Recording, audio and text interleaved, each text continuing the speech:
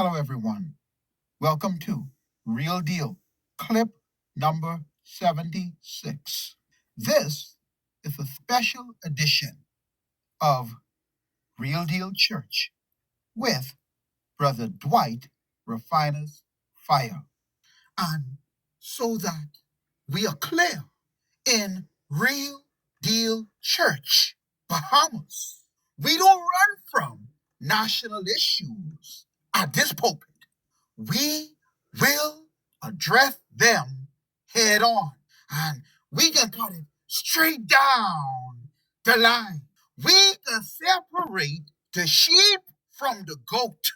When you walk through, when your foot pass over the threshold of them doors, or you click on these voice notes or video, you're leaving your title at the door. You'll be addressed respectfully, but you will be addressed directly.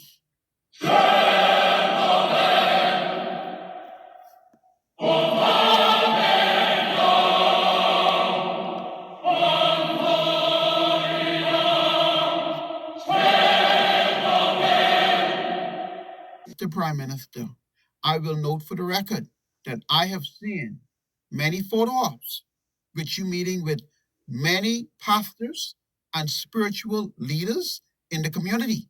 But the question I have is, have any of these pastors or spiritual leaders addressed with you issue of our sovereign wealth fund? Who is your spiritual advisor?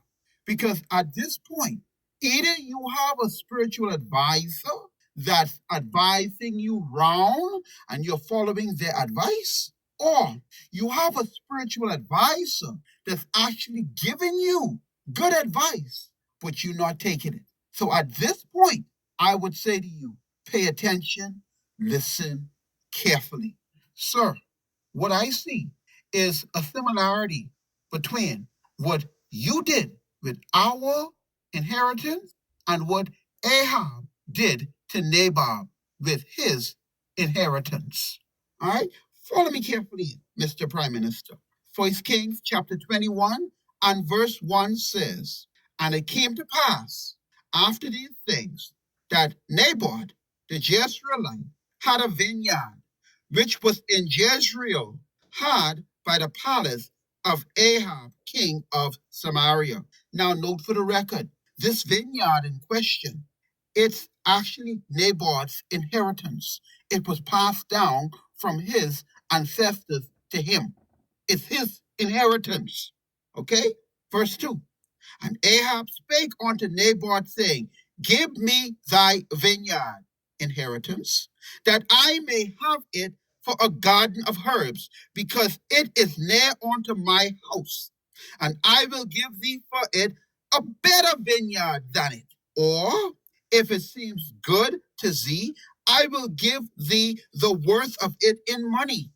And Naboth said unto Ahab the king, The Lord forbid it me, that I should give the inheritance of my fathers unto thee."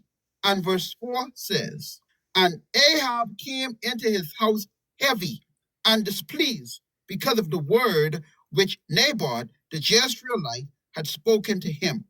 For he had said, I will not give thee the inheritance of my fathers. And he laid him down upon his bed and turned away his face and would eat no bread." Verse 7 says, "And Jezebel his wife said unto him, Dost thou not govern the kingdom of Israel?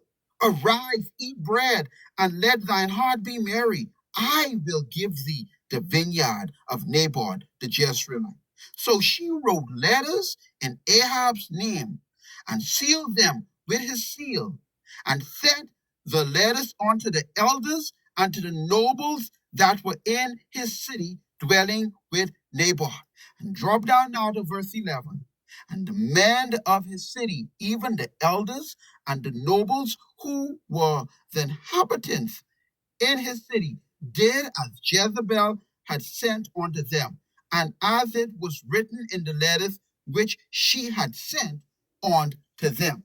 Now follow me carefully here now. The vineyard in question is Naboth's inheritance. Prime Minister Davis, the carbon credit funds, the natural resources of the Bahamas.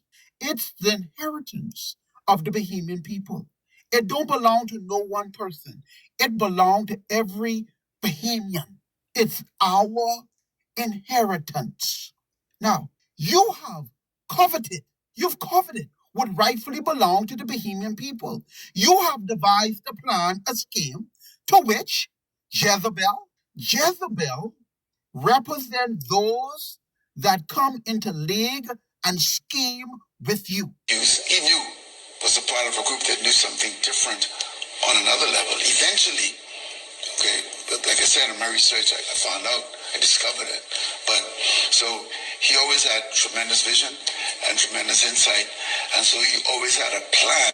Now, listen carefully to those comments from Warren Miller. He had a plan.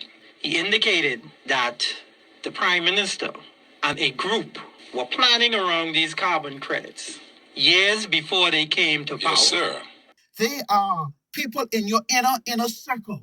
And even in this regard, the opposition should not be a part of the scheme, but they are. There's only one person that did not come into league with you, and that's Ahab Lewis. The entire cabinet of the Bahamas, all PLP members of parliament, and all members of parliament, even in the FNM, have come into league with you, except Ahab Lewis. They're all in league with you. They all have agreed with you to follow and carry through this scheme. Mr. Prime Minister, citizens of the Bahamas, to bring it just a little bit closer for you, as it stands right now. I'll put it in an analogy that we can all understand. The PLP is the governing party. It represents the man of the household, the husband. The FNM is in opposition. The FNM represents the female in the marriage. The female should be able to tell the husband, the wife should be able to say to the husband, baby, you're going down the wrong pathway. This is not the way we should go.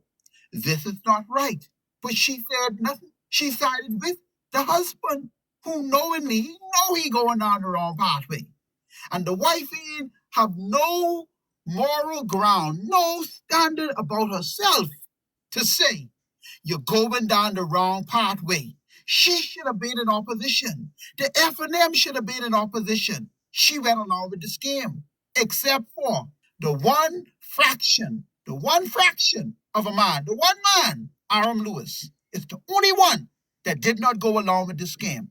And in this situation, in this scenario, the citizens of the Bahamas are the children. Our political leaders, both PLP and FNM, have devised a scheme to steal from, take from their own supporters.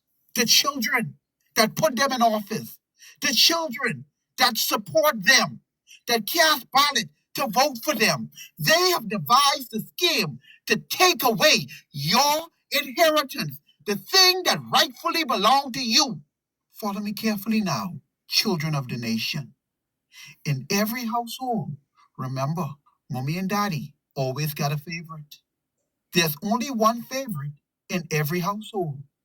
The favorite in this political household are the cronies and those that will not. They don't want the system to change. They like it the way it is.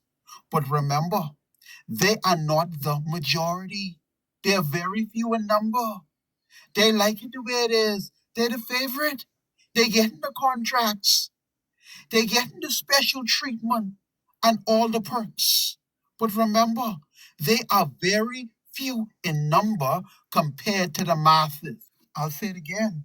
To every son and daughter of the soil, in one hand, you have your vote. In the other hand, you have the Constitution of the Bahamas.